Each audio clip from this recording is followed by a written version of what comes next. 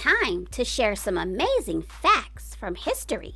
And today we are talking about a world-renowned author, civil rights activist, and an all-around inspiration to others. You couldn't have said it any better, big sis.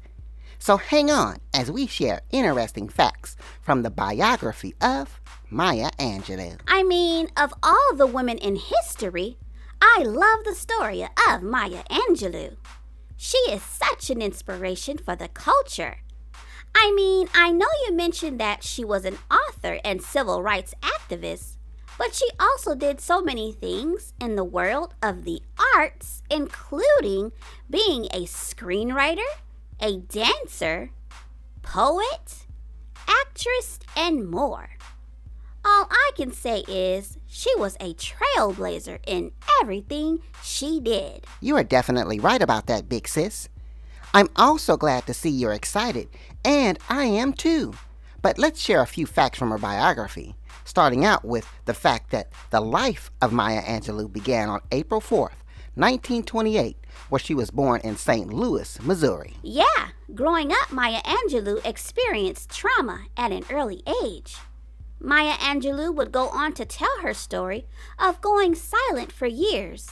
The reason she told this story was because she was a victim of child abuse. And after the abuse and alerting authorities of what happened, events that took place afterwards scared her and forced her to feel like she had to be silent. Right, that story is so sad. But Maya Angelou also credits her brother for being one of the individuals to help her overcome this trauma and bring her out of silence. And thank goodness for that, because that helped Maya Angelou to be a leader later in life. Right.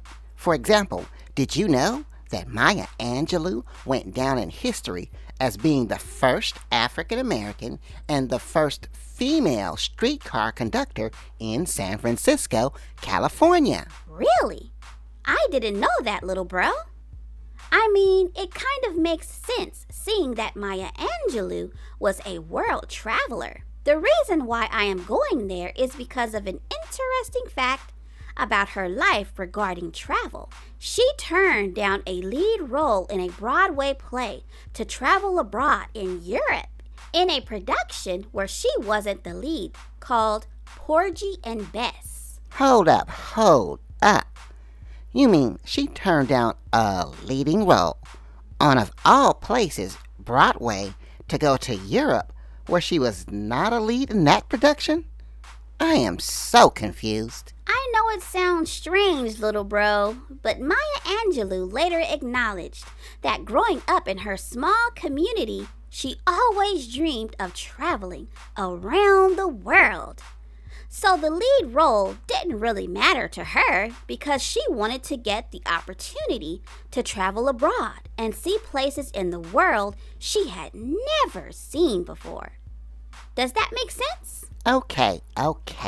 When you put it like that, big sis, that makes total sense.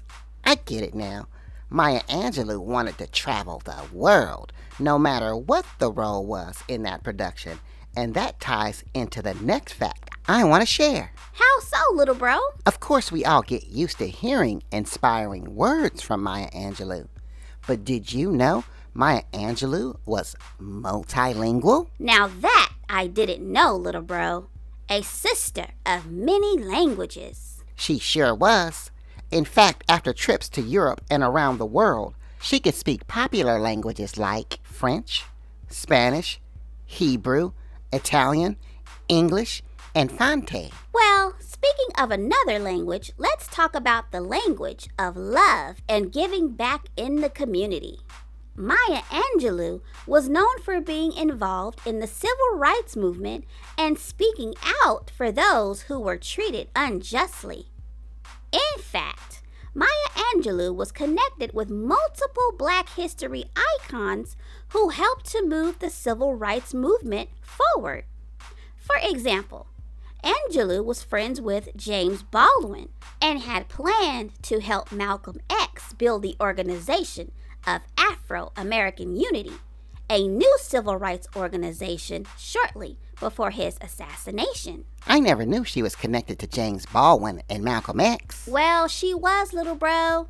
She was also a coordinator for the Southern Christian Leadership Conference and organized with Dr. Martin Luther King. Sadly, thinking about her connection to Martin Luther King, they are also connected by date. Unfortunately, Maya Angelou's birthday also fell on the same date that Martin Luther King Jr. was assassinated. I knew that when we mentioned her birthday, that date reminded me of something. That is so sad to be celebrating your birthday and hear about your good friend being assassinated. That had to be terrible. I am sure it was, big sis. But Maya Angelou would continue on being recognized around the world, and her works in the world of art didn't go unnoticed. For example, when it came to being an award winner, Maya Angelou was no stranger in that arena, with both a Tony and a Pulitzer Prize nomination and 3 Grammy wins. I hear you. And one of those Grammy wins came alongside Maya Angelou getting a little presidential. What are you talking about, big sis? Maya Angelou would take part in a presidential inauguration, lending her voice to President Bill Clinton's inauguration in 1993. Angelou was the first poet since Frost to enjoy the honor of the platform, reading the centuries-spanning epic on the Posts of Mourning, which she wrote for the occasion. Her recitation scored her a 1994 Grammy Award. Looking back at all of her accomplishments, and her story is a tale of inspiration. Right, just like one of Maya Angelou's most recognized works, I Know Why the Caged Bird Sings, published in 1969, is an autobiography covering Angelou's childhood from the age of 3 through 17. In her work, Angelou discusses racism, trauma, and abuse, and how she was able to overcome and grow from these challenges. This book was so successful that it remained in print for decades. Wow, we could go on and on about Maya Angelou's contributions to the culture and her impact on the world. Sadly, the life of Maya Angelou came to an end on May 28, 2014, where she passed away in Winston-Salem, North Carolina. Yes, it was sad to see such an authentic influencer of the culture pass away.